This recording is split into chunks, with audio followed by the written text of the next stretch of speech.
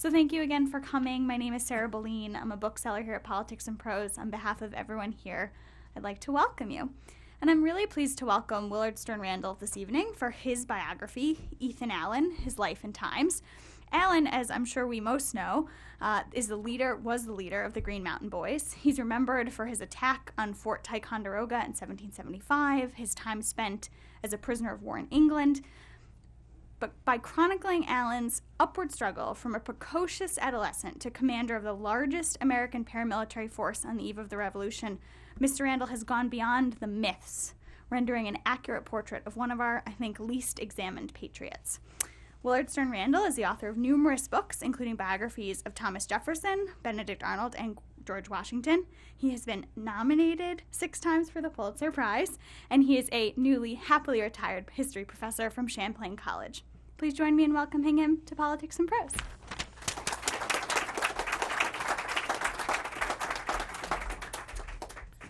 Thank you very much, and thank you for coming out tonight in the thunder and lightning.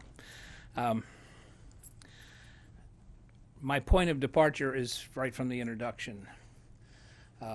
If we know anything about Ethan Allen, usually it's only that he took Fort Ticonderoga, wherever that is and however you spell it.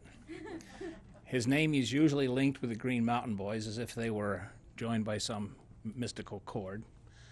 But we know little else about him. And that is why I wrote this book. I've lived for over 25 years in Vermont, where he's become a mythical figure. And part of what I've had to do is sort of peel away the layers of mythology and try to figure out what the real Ethan Allen was like. To Vermonters, he's part Paul Bunyan, part Davy Crockett, and 2-part Jack Daniels. As soon as I said I was writing about Ethan Allen, I saw a gesture I had never seen before. Oh, Ethan Allen, Ethan Allen. And that seems to be the part that Vermonters are proudest of. But apparently they know little beyond that, even in the schools. Ethan Allen, among other things, I found, just to start out with a little summary, in addition to taking the most formidable fort in British America with only 89 men and without firing a shot, he was the first published American deist philosopher. He organized 29 communities to defend the New Hampshire grants, as they were called. There still wasn't in Vermont, against the competing claims of New York, preserving the homesteads until the Revolution came along for 40 years. He was a prolific author. I was surprised at how much he wrote. But he was better known as a land speculator, and the two things connected because Ethan Allen bought and sold land, bought it as cheaply as he could, and sold it in small parcels to hundreds and hundreds of frontier families. But if you didn't have any money on hand to buy a piece of land when he came through your clearing, he sold you a pamphlet. So either got a few acres or parted with a shilling. He really is the founding father of Vermont, because without him, New York could not have been held at bay, and neither could have the British by one means or another. And he is also the reason why we have a prisoner of war policy stretching down to the present time that we do, and I'll explain that more, because the case of Ethan Allen, prisoner of war, set the precedent for how prisoners were treated and the diplomatic relations between warring governments in the Civil War. So he had quite an impact, and yet we know little of this.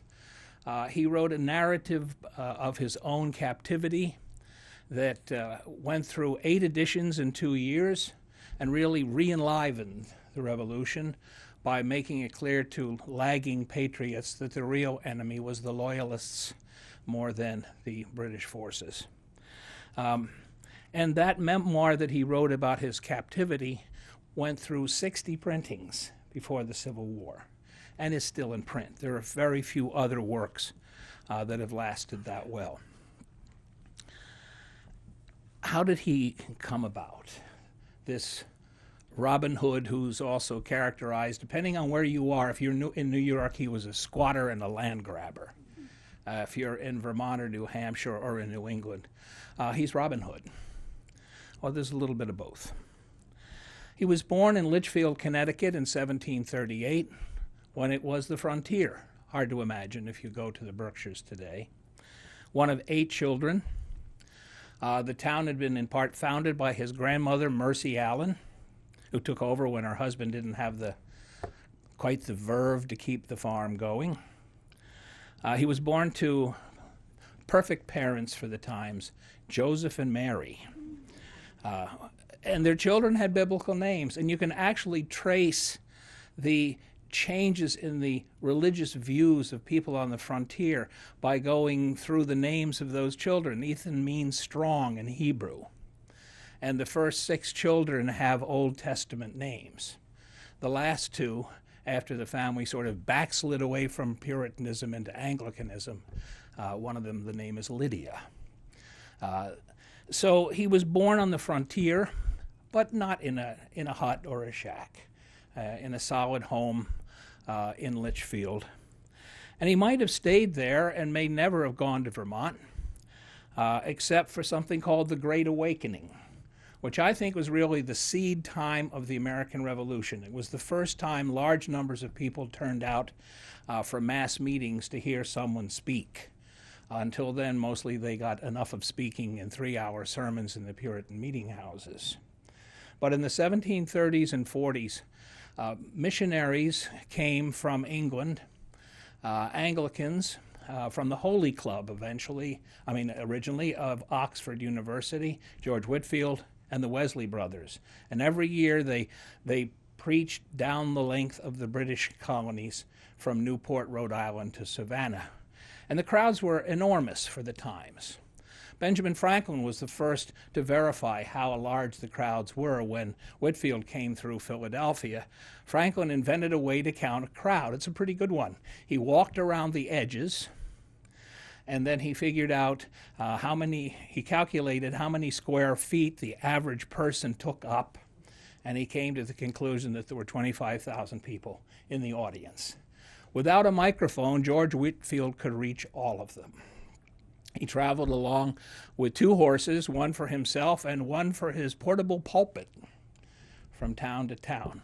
And wherever he went, young people, poor people who had never felt at home in the Puritan meeting houses turned out. And so the Great Awakening produced a schism in New England and 300 new separatist churches, which was too much for Ethan Allen's father, Joseph.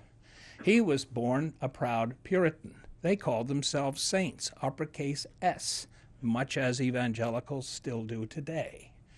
And rather than stay in Litchfield and be part of the Great Awakening, he led 19 families into the wilderness of northwestern Connecticut, which seems like a funny thing to say, the wilderness. But in a valley, he started a new town called Cornwall. He was everything: the town moderator, the selectman, the tax assessor, the tax collector, the hog reeve, all of those jobs until enough people came along.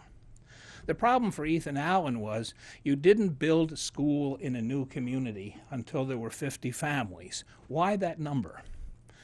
Well, we have this old saying, at least when I was growing up, we were told an idle mind is the devil's workshop. In fact, Massachusetts had passed a law in 1648 called the Old Deluder Sancton Law, so that whenever a community reached a population of 50 families, they had to build a schoolhouse. Ethan Allen was born too soon. His younger brother, Ira, his youngest brother, actually got to go to primary school. Ethan Allen never went to a formal school. What he learned in Cornwall from his father was how you start a community.